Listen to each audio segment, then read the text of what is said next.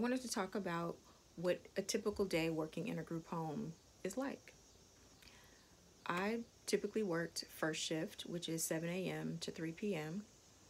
I would drive to a residence, so in a residential area, just like any general neighborhood, there wasn't a big sign out front that said group home or anything like that. You arrive to the group home, you clock in. A lot of times you get to know them pretty quickly. They're always happy to meet new people. So any group home that I've worked in, it's always been relatively easy to get to know people. There's usually a shift meeting, so we get an update. So usually that takes about a half an hour. So from 7 to 7:30 is typically when you get an update on anything that's happened during the previous shift. If someone's had to be given medication to help them calm down, or if there were any fights or arguments between clients, if someone didn't eat the previous meal, if they missed medication, sometimes behavior, just a lot of different things. So things to be mindful of.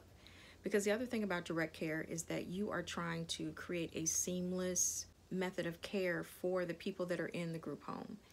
Because if you know that a client has not had medication in the last 8 hours, that may impact whether they eat, their mood, how they interact with you, how they interact with others. And we need to monitor all those things. Direct care is very detailed, and it is it takes all of your faculties to stay on top of all of the things that you have to do. When you are first starting in this job, you might feel exhausted by the end of the day because there is so much input and there's so many things. Both group homes that I've worked in, there were 10 residents, and the homes were pretty big, probably 3,000 square feet or more for each home. That was to be able to house people, two people to a room, sometimes one person to a room, one person to a room, but most times two people to a room. And there were bathrooms for the residents, and then there was a staff bathroom and a staff office. There's usually a large kitchen. You usually try to get the residents to help you do something like that. That's a lot of the times part of the life skills that they want us to help the residents with, but the residents can always refuse to do that. It's a lot of different things. But a typical day for me, after I clock in, have the shift change meeting, then I prepare medication. So you count all the narcotics that are there, you chronicle how many are each client, and so the count needs to match from what the prior staff member denoted. So you write that in a book, you date that. Also, medication is put into small cups for each resident. Usually there's a box or a bin with the resident's name, all their medications, any notes or updates, all that kind of stuff. That's all contained within the notes for medication.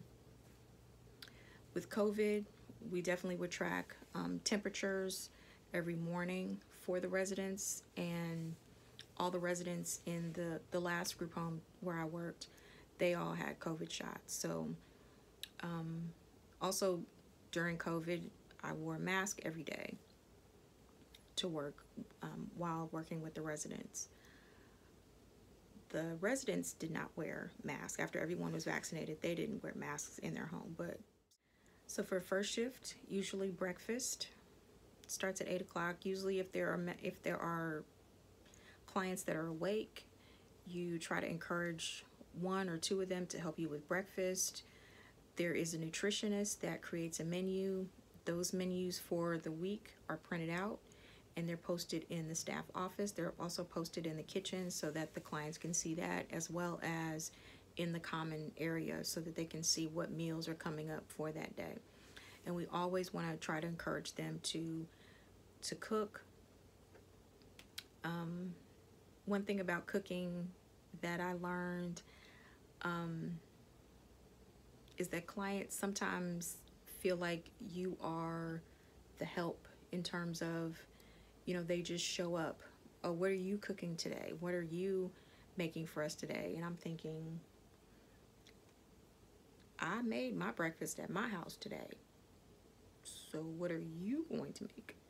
Because it's 10 of y'all, and who decides? So everybody's supposed to be able to have a day to cook, to do dishes. They all have chores, but sometimes you get a lot more excuses about why they can't or why they don't want to do any chores.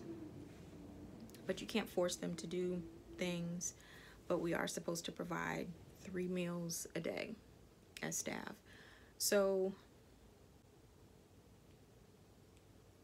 that's something else that happens. So on first shift, breakfast and lunch are the 2 meals that we have to provide.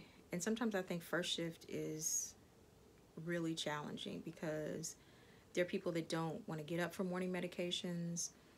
Medications are given 3 times a day to most people, sometimes 4 times. If there are clients that are having an episode, if they're very agitated, they may come to you and ask for a PRN. So that's a prescribed narcotic that they can take to help get them to calm down. Sometimes you have to encourage them to take them if they're really just having if you see them escalating, if you see their behavior and their attitudes escalating to a volatile state. So there are a lot of different things that you have to do working in a group home.